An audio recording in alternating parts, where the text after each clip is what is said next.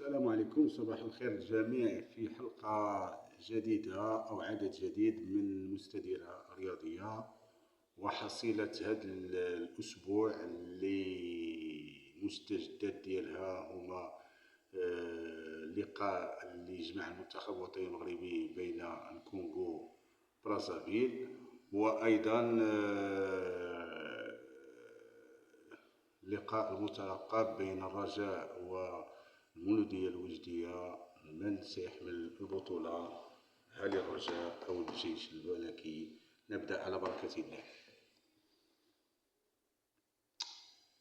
المنتخب الوطني المغربي الأداء ديالو متوسط في نظريتي أنا كمتتبع، لأنه لقاء اللي جمع بين المنتخب الوطني المغربي والمنتخب ديال الكونغو، فهو منتخب ضعيف جدا، أو نقولوا غير مستعد لهذه المنافسة بحكم المشاكل اللي تمر فيها هذا المنتخب والإكراهات اللي تيعيشها، وأيضا الظروف اللي هي الاستعدادات الإقصائيات هذا المنتخب فهي شبه منعدمة أو شبه ضعيفة، لأنه الفريق فاش تيكون في الحصص التدريبية ديالو مضطر أنه يتلقل يلعب خارج الميدان ديالو، فهذا أيضا هي من بين النقاط السلبية اللي تتعرقل هذا المنتخب باش يكون منتخب ند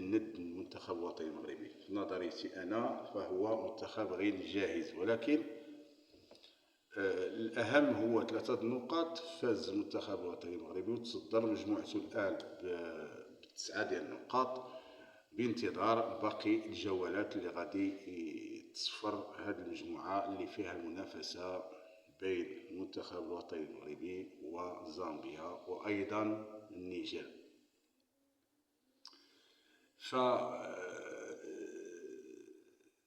النيجر بقيادة بدو الزكي، كما تعرفوا أن النيجر المدرب ديالها هو بدو الزكي، فغادي يكون واحد الصدام في هذه المجموعة، لأن مجموعة آخر أو غادي يحسم هذه المجموعة في هذه الجولات الاثنين، الجولة الخامسة أو الجولة السادسة. ربما تحسم في الجولة الخامسة في حالة هزيمة أحد المنتخبات اللي تتنافس أيضا على التأهل إلى كأس العالم، بينها زامبيا وأيضا النيجر. نتمنى نكونوا السي وليد الركراكي أنه خدا العبار وخدا بعد القراءات على نقاط الضعف ديال المنتخب الوطني المغربي. قلنا في الخطوط ديال الدفاع عدم الانسجام، في الملاحظة ديالي أن خطوط ديال الدفاع باقي فيهم مشكل، وأيضا السي بونو بحكم تجربته وأيضا حارس كبير مخصوش يبدا يخرج، لأن بعض المرات الحارس تنشوفو تيتقدم بزاف، وهذا خصو تكون الاشتغال على بونو. نقطة الضعف ديال بونو أنه بعض المرات تيكون خارج، ربما تيلعب برجليه بزاف، أو تيكون الحارس خارج، فاش تيبغي يرجع تتكون عنده إلى رجعنا اللقاء ديال زامبيا فالهدف اللي تسجل عليه كان هو خارج، عاود رجع شوية الزاوية ديال المرمى ديالو باش يكون الحارس يشوف اللاعب اللي غادي يضرب الكرة، فتكون عنده الزاوية ضيقة أو الرؤية ضيقة، حتى اللي غيتدخل الحارس إلا كان غيتدخل باش يبعد الكرة تيكون صعيب، لأنها تكون أرضية. وهذه النقطة خصو يشتغل عليها الحارس المرمى. وأيضا خط الدفاع ضعيف أو متوسط خص يشتغل عليه، لأن غادي نتصادموا مع منتخبات صعيبة في اللقاءات الودية، وأيضا في كأس إفريقيا اللي غتقام في بلادنا الصيف العام المقبل، أو إلى في حالة تأجلات كما تيقولوا كما تيروج أنها غادي تقام في شهر 1 ديال 2026. المنتخب الوطني المغربي في النهج الهجومي حد الآن جيد، ولكن ما غاديش نحكموا على هذا الفريق بأنه فريق ضعيف ودون مستوى وتعيش في مشاكل إدارية ليست تأهيل هذا الفريق أو تأهيله أو تهيئه المنافسات لم تكن في ظروف جيدة. وهذا الشيء ما احنا ماشي شغلنا، ولكن المنتخب الوطني المغربي واجه هذا منتخب ضعيف. بان ان خط الهجوم ديال المنتخب الوطني المغربي غادي نعطيوه 10 على 10 في التنقيط، ولكن حتى نقولوا بدا الكعبي يسجل هاتريك، وايضا رحيم يسجل. نتمناو انه هذا الحس التهديفي يشتغل في المباريات اللي جايين، ويكون خط وسط الميدان فهو خط وسط الميدان جيد، وايضا الاجنحه باقي عندنا مشكل قلت لك في خط الدفاع، لانه عندنا الاظهره بين اشرف حكيمي وعيط الله ديال خصو لاعب اخر اللي يكون في حاله تصاب يكون البديل ديالو. وخص المنظومه ديال الدفاع خصها تشتغل جيدا ونشط تكتيكي، توظيف هاد اللاعبين تكون 100%، وتكون عند المدرب رؤيه ثاقبه لتغيير المقابلات كما كانت النتيجه. ونتمنى من الله يكون هذا التوفيق ديال هذا المنتخب. اما بخصوص البطوله الوطنيه كما تعرف الجميع قمه ديال من سيفوز باللقب بين الرجاء ومولودية وجدة، وايضا الجيش الملكي تنتظره لقاء مع الفتح ديربي الرباط. وكل هذه اللقاءات سيكون يوم الجمعة على الساعة 6 مساء. البطولة كنا نتسناو نهار 14 بحكم انا رجاوي، نتسنى نهار 14 باش الرجاء غادي تفوز باللقب ديال البطولة بالدرع اللي غاب علينا، ونكون واحد الفرحة ان شاء الله يوم الجمعة. ان شاء الله يكون عيد ان شاء الله، هو عيد المؤمنين، ونكون ان شاء الله نفوزوا بهذا اللقب، ولما لا يكون فرحة ديال الجمهور ديال الرجاء اللي عريق وجمهور عظيم وجمهور اللي تنحبه من قلبي. وعندي كامل تشجيعات وكامل انه هذا الفريق غادي يقول كلمة ديالو ان شاء الله في باقي الشهور او باقي الاعوام اللي جايه ان شاء الله، وغادي يقول الكلمه ديالو الا كان استقرار اداري وايضا استقرار فني، وايضا دعم الفريق ببعض اللاعبين بعض الاماكن. ان شاء الله يكون الكلمه ديالو في عصبه الابطال، وايضا في كاس العرش والبطولات الوطنيه القادمه. اما بخصوص الجيش الملكي فهو الجيش الملكي تيستعد وكان تنتظر الهديه من الرجاء او عفوا من المولودية الوجدية، لان مولودية الوجدية فهي في منطقة ديال الغرق، يعني اي خطأ او اي نتيجة غير الفوز فالمولودية الوجدية مصيرها بين يديها. ان ارادت البقاء في البطولة القسم الاول عليها ان تفوز على الرجاء الرياضي ولا تنتظر احدا.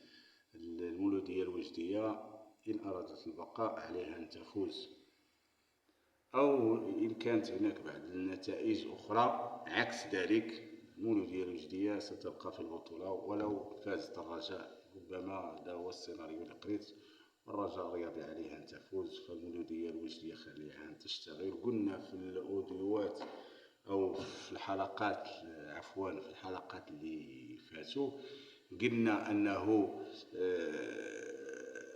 اولا اداره ديال المولوديه الوجديه حرام ولعيب وعار فريق كهذه المدينه وعندها الملعب جميل جدا ومدينه زوينه وفريق يصارع على البقاء في البطوله الوطنيه. هو امجاد فريق له شعبيه وايضا له تاريخ. حرام على هاد المسؤولين، لانه حتى النادي جميل جدا بامكانيات مواصفات عالميه، يعني بعد يشتغل في امور بسيطه. وكاين لاعبين تما، كاينين لاعبين خصهم تنقيب على اللاعبين. كاينين هاتم خصهم الاشتغال، يعني اشتغال ماشي غير باش تجي انت تدرج في النادي او عدم اشتغال. فهذا هو اللي فرط يكرط. نتمناو حظ سعيدة للمولودية الوجدية، ولا استحقت الفوز والرجاء لا قدر الله ما فاش البطولة، فأنا ما عندي حتى شي مشكل مع المولودية. بالعكس أنا تنحب المولودية الوجدية من قلبي، والرجاويين تيبغيو المولودية. نتمناو حظ سعيد للمولودية الوجدية تبقى في البطولة، ونتمناو حظ سعيدا للرجاء، وأنا نتفرجوا تشويق لقاء يكون حاسم جدا وحارق في وجدة إن شاء الله يوم الجمعة. كامل التوفيق، وهنيئا السي عموتة على الفوز ديالو على المنتخب ديال السعودية البارحة أيضا في التصفيات ديال كأس العالم، وتصدر المجموعة ديالو بجدارة. المدرب فهو كما قال في الندوة الصحفية، قال لك أنني غادي نفوز على السعودية. فعلا هو فاز على منتخب السعودية في عقر داره بهدفين مقابل هدف واحد.